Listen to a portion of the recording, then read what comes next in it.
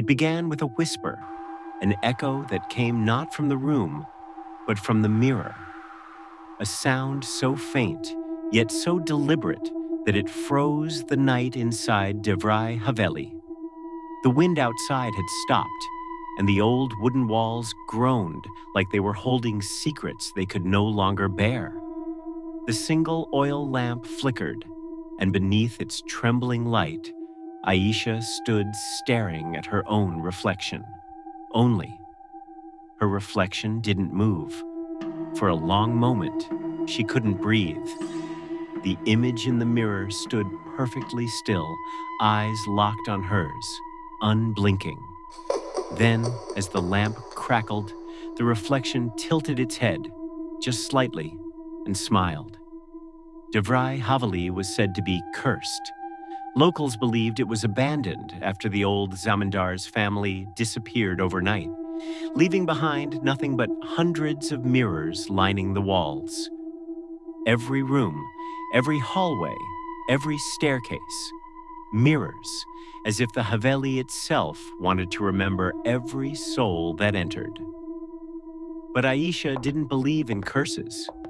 She was a restoration photographer sent to document the structure before it was demolished. She arrived alone on a cold November evening with her camera bag and a week's worth of food. The villagers had warned her not to stay after dusk, but she brushed it off as superstition. Still, as she crossed the iron gate, she couldn't ignore the strange quiet. Not a single bird, not even the sound of insects, only the echo of her own footsteps. Inside, the air was heavy, like it hadn't been disturbed in decades. Every surface was covered in dust, but the mirrors, they were spotless. No cobwebs, no scratches. Some looked centuries old, others newer, as if someone had placed them there recently. And in each reflection, the light seemed slightly dimmer, the shadows slightly deeper. By the third night, Aisha had grown used to the eerie stillness. She worked mostly in the main hall, cataloging the ornate glass panels and broken chandeliers. But at exactly 3:07 a.m., she heard a knock, 3 slow, hollow taps coming from the mirror behind her. She turned.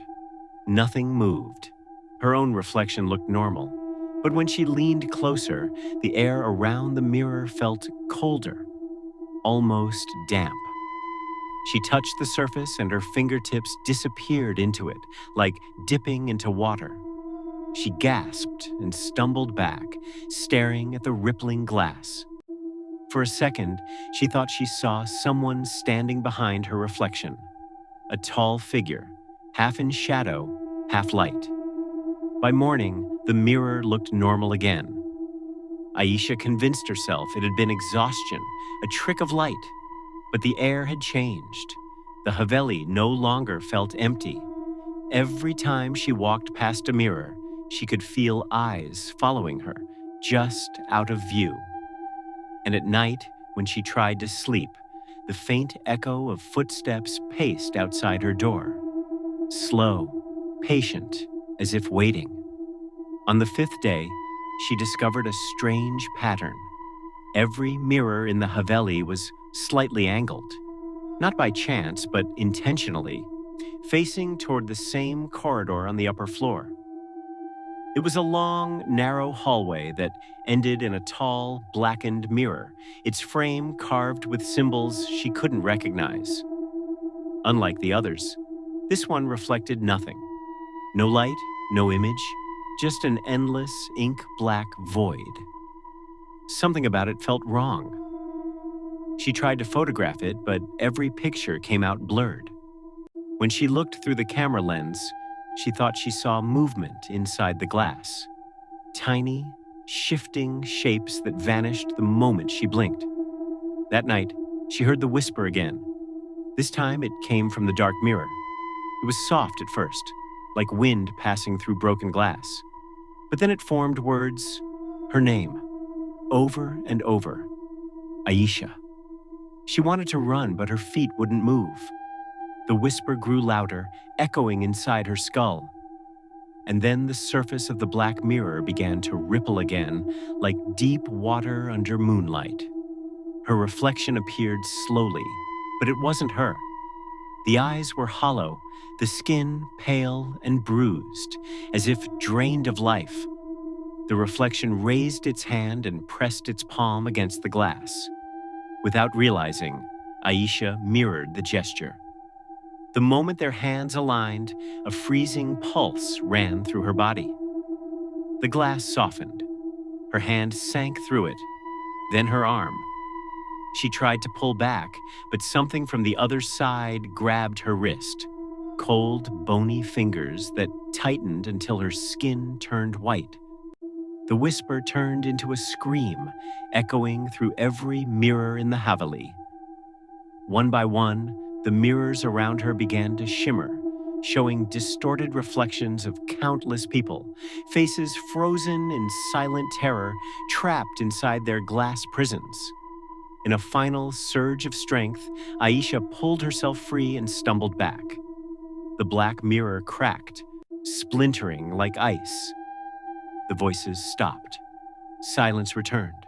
She stood trembling, staring at her bloodied hand. The reflection was gone. By morning, she packed her things and left Devrai Haveli without looking back. The villagers found her wandering near the river, pale and shivering.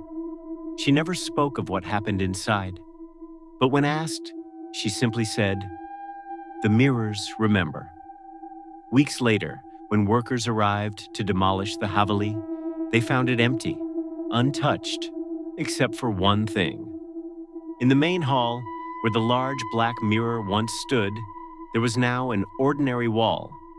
But beneath the dust, faint handprints were visible, hundreds of them, pressed deep into the plaster, as if clawing to get out.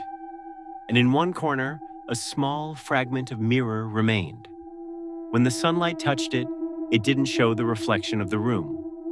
It showed Aisha, standing inside, looking out, her lips forming silent words no one could hear. Some say every mirror from Devrai Haveli was later sold and scattered across the country.